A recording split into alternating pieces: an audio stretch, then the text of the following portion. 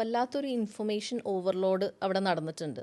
ഇപ്പോൾ education system പറയുകയാണെങ്കിൽ വളരെ ഔട്ട്ഡേറ്റഡ് ആയിട്ടുള്ളൊരു സിസ്റ്റം.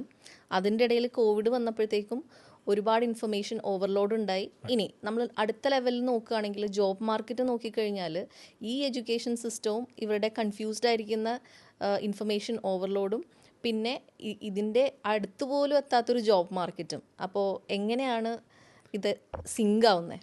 ഒരിക്കലും സിങ്ക് ആവില്ല. നമ്മളിപ്പോൾ ജീവിക്കുന്ന ഈ കാലഘട്ടത്തിലെ ജോലികൾക്ക് വലിയ അളവിൽ മാറ്റങ്ങൾ അതിൻ്റെ ക്യാരക്ടറിസ്റ്റിക്സേ മാറിയിട്ടുണ്ട്. ഒരു സമയത്ത് ഈ വർക്ക് ഫ്രം ഹോം എന്ന് പറയുന്നതിനെ വലിയ രീതിയിൽ ഇൻട്രൊഡ്യൂസ് ചെയ്യുകയും ഇപ്പോൾ ഏറെക്കുറെ കമ്പനികൾ അത് കണ്ടിന്യൂ ചെയ്യാത്ത സ്ഥാപനങ്ങളുണ്ട്. ജോലികളുടെ സ്വഭാവം, അതുപോലെ തന്നെ ജോലി ചെയ്യുന്ന രീതികൾ, റിപ്പോർട്ടിംഗ് സംവിധാനങ്ങളൊക്കെ മാറിയിട്ടുണ്ട്. ഒരു 80s അല്ലെങ്കിൽ 70s ഗ്രാജുവേറ്റ് ഒരു മാനേജറായിട്ടൊരു സ്ഥാപനത്തിന് ഇരിക്കുകയും തീർച്ചയായിട്ടും നമുക്ക് ഊഹിക്കാം അദ്ദേഹത്തിൻ്റെ ഒരു കാഴ്ചപ്പാട് എത്രത്തോളം ഉണ്ടാവും. നമ്മൾ ഈ ജെനെക്സ് കാറ്റഗറിയിലാണ് അവരൊക്കെ വരുന്നത്. ഈ ജെനെക്സ് കാറ്റഗറിയിലുള്ള ഒരു മാനേജർ ഒരു ടീം ലീഡറുടെ കീഴിൽ 2024 ജോയിൻ ചെയ്യുന്നൊരു ജെൻസിക്ക് അല്ലെങ്കിൽ 2025 ജോയിൻ ചെയ്യുന്നൊരു ജെൻസിക്ക് അദ്ദേഹത്തിൻ്റെ വാല്യൂസുമായി മാച്ച് ചെയ്യണമെന്നില്ല. അത് ഈ വാല്യൂസ് മാച്ച് ചെയ്യാണ്ടിരിക്കുന്നത് മാത്രമല്ല പ്രശ്നം. പുതിയ കാലഘട്ടത്തിൽ അല്ലെങ്കിൽ 2024, 2025, 2026 ഇനി ജോയിൻ ചെയ്യാൻ പോകുന്ന കുട്ടികൾ, ജോലിക്ക് ജോയിൻ ചെയ്യാൻ പോകുന്ന കുട്ടികളുടെ ക്വാളിറ്റീസ് അനലൈസ് ചെയ്യപ്പെടുന്നില്ല. അവർക്ക് എത്രത്തോളം പുതിയ രീതിയിൽ ജോലി ചെയ്യാൻ കഴിയുമെന്ന് അനലൈസ് ചെയ്യപ്പെടുന്നില്ല. പകരം നമ്മുടെ സ്കൂളുകൾ, നമ്മുടെ എഡ്യൂക്കേഷൻ സിസ്റ്റം പൊതുവേ ചെയ്തത് എന്താണ്? There is a saying called the children grow out of creativity എന്നാണ്. കുട്ടികൾ ക്രിയേറ്റീവായിരുന്നു, പക്ഷേ അവർ വളർന്നു വന്ന സമയത്ത് ക്രിയേറ്റീവ് അല്ലാണ്ടായി മാറി. നമ്മളൊരു ഫ്രെയിം സെറ്റ് ചെയ്ത് കുട്ടിയെ അതിനകത്തൂടെ കടത്തിവിടാൻ ശ്രമിച്ചു, അവരെ ക്രിയേറ്റീവ് ഒക്കെ നഷ്ടപ്പെടുത്തും. ഇതേപോലെ പുതിയ കാലഘട്ടത്തിൽ ജോലിക്ക് വരുന്ന കുട്ടികളുടെ കയ്യിൽ ഒരുപാട് കഴിവുകളുണ്ട്. അവർക്ക് ഒരുപാട് ക്രിയേറ്റീവായിട്ടുള്ള സൊല്യൂഷൻസ് ഉണ്ട്, അവർ പുതിയ വാല്യൂസ് ഉണ്ട്. പക്ഷേ ഒരു ഓൾഡ് സ്കൂൾ ലീഡറുടെ മുന്നിൽ ഈ ജെൻസി എത്തിപ്പെടുകയും ഓൾഡ് സ്കൂൾ ലീഡർക്ക് കഴിഞ്ഞ 30 വർഷം പ്രവർത്തിച്ചുകൊണ്ടിരിക്കുന്ന ഒരുപാട് കാഴ്ചപ്പാടുകളുണ്ടാവും. അത് അയാളുടെ ഒരു പാറ്റേൺ ആണ്, അയാളുടെ ഒരു കംഫർട്ട് സോണാണ്. ഈ കംഫർട്ട് സോൺ തീർച്ചയായിട്ടും തുടർന്നും കൊണ്ടുപോകാൻ അയാൾ ശ്രമിക്കും.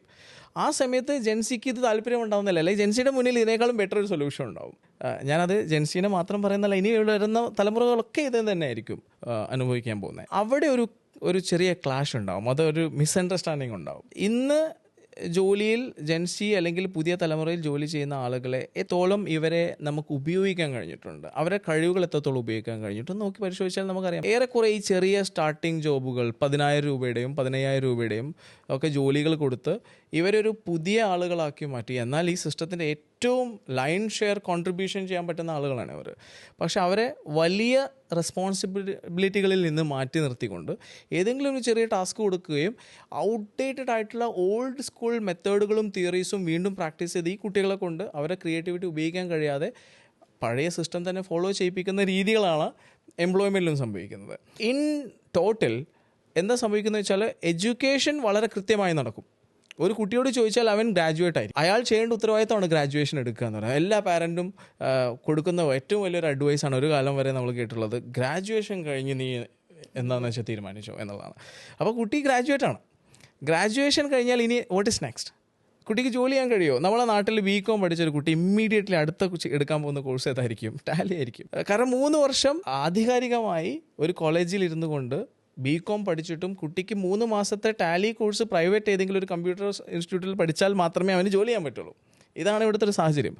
അപ്പോൾ കുട്ടി ഈ എഡ്യൂക്കേഷൻ കഴിഞ്ഞ് ഒരു ജോലിക്ക് പോവുകയും കുട്ടി ചെയ്യേണ്ടതായിട്ടുള്ള അല്ലെങ്കിൽ ചെയ്യേണ്ടതായിട്ടുള്ള എല്ലാ ഉത്തരവാദിത്വവും കുട്ടി ചെയ്യുകയും കുട്ടി തിരിച്ചറിയാണ് എനിക്ക് വേണ്ട ക്വാളിറ്റീസ് ഒന്നും സ്കൂളുകളിൽ നിന്നോ കോളേജുകളിൽ നിന്നോ കിട്ടിയിട്ടില്ല. സ്വാഭാവികമായും കുട്ടിക്ക് മനസ്സിലാവുന്ന ഈ സിസ്റ്റം മോശമാണ് എന്ന് തന്നെയാണ്. ഇനി വരുന്ന അല്ലെങ്കിൽ എംപ്ലോയ്മെൻറ്റ് സൈഡ് അല്ലെങ്കിൽ എംപ്ലോയർ സൈഡിലോട്ട് നോക്കിക്കഴിഞ്ഞാൽ എംപ്ലോയർക്ക് വേണ്ട രീതിയിൽ ഒരു കാൻഡിഡേറ്റ് ആയിരിക്കുമോ ഈ വരുന്നത്? ഒരിക്കലുമില്ല. എംപ്ലോയർ പലപ്പോഴും നോക്കുന്നത് ടെക്നിക്കൽ സ്കില്ലുകളെക്കാളും അല്ലെങ്കിൽ ആ ജോബ് ടൈറ്റിലിന് വേണ്ടിയിട്ടുള്ള ക്വാളിറ്റീസിനേക്കാളും കൂടുതൽ നോക്കുന്നത് ഇയാളുടെ മറ്റു രീതികളായിരിക്കും. ഇയാളുടെ സ്ലീപ്പ് പാറ്റേൺ, അതുപോലെ തന്നെ ഇയാളുടെ പ്രൊഫഷണലിസം, സോ കോൾഡ് പ്രൊഫഷണലിസം. നമ്മൾ പറയുന്ന പ്രൊഫഷണലിസത്തിനൊരു വാല്യൂ ഉണ്ട്, ഞാൻ പറയുന്നത് അത് മാത്രമല്ല. ഓൾഡ് സ്കൂൾ തിയറികളിൽ നിന്ന് അവർ ഫ്രെയിം ചെയ്ത് വെച്ചിട്ടുള്ള ഒരുപാട് കാര്യങ്ങളുണ്ട്. എങ്ങനെയാണ് മാനേജറെ ബഹുമാനിക്കേണ്ടത്, എങ്ങനെയാണ് ഒരു മാനേജർക്ക് ഇമെയിൽ അയക്കുന്ന സമയത്ത് ബഹുമാനം കലർത്തേണ്ടത്, ഇതൊക്കെയാണ് actually old school managers expect ചെയ്യുന്നത് ഒരു ന്യൂ കാൻഡിഡേറ്റിൽ നിന്നും. പക്ഷേ ന്യൂ കാൻഡിഡേറ്റ് നോക്കുന്നതല്ല, ആൾ കൂടുതൽ പ്രൊഡക്ടിവിറ്റി ആയിരിക്കും ശ്രദ്ധിക്കുന്നുണ്ടാവുക. ഇങ്ങനെയുള്ള ക്ലാഷുകളൊക്കെ ഉണ്ട്. So again blame goes to the education system. കാരണം പുതിയ തലമുറയിലെ പുതിയ ജോലികൾക്ക് പുതിയ രീതിയിൽ എങ്ങനെയാണ് ആ ജോലികളെ അഭിമുഖീകരിക്കേണ്ടത്, എങ്ങനെയാണ് അതിനു വേണ്ടി തയ്യാറാക്കേണ്ടത് എന്നുള്ളത് ഏറെക്കുറെ എഡ്യൂക്കേഷൻ സിസ്റ്റം നടത്തി വന്നിട്ടില്ല. ഏറെക്കുറെ എന്നല്ല, തീരെ ചെയ്തിട്ടില്ല. അതിൻ്റെ റിസൾട്ടാണിത്.